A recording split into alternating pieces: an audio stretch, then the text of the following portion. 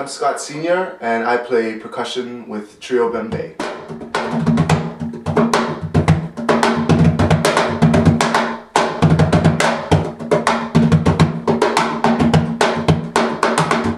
I met Rodrigo about 10 years ago. I got a phone call from a person saying, "Hey Scott, this guy named Rodrigo is coming back from Chile and he had this group called Papa Mambo and he needs a conga player and you're the only guy in town, so you want to play congas with Papa Mambo?"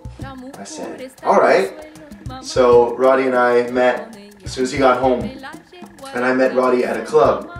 I went looking for him. We were going to have a meeting because he was going to play, and I was looking around for this guy and like, I don't even know what Rodrigo looks like, and then I see this guy, this Latino guy with a pineapple head. He's had hair like this everywhere, and I was like, that's Rodrigo. I met Amber when the Monday Night Hang in Winnipeg was still happening at the Academy in Osborne, and I remember Amber just kind of hanging out on the sidelines, just kind of checking out all the music that was going on, both in the jazz world, but mostly I noticed her in the Latin world.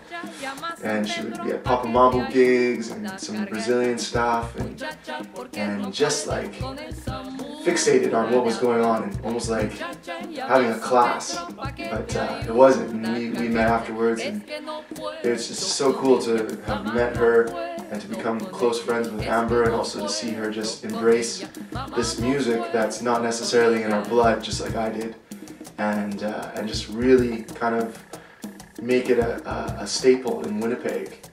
The experience of recording Trio Bembe's second record, Oh My Soul, was a little bit of a dream, because we want this to be one of those records that you forgot when you started it and you forgot to take it off. It just keeps on going in your CD player and you never take it out.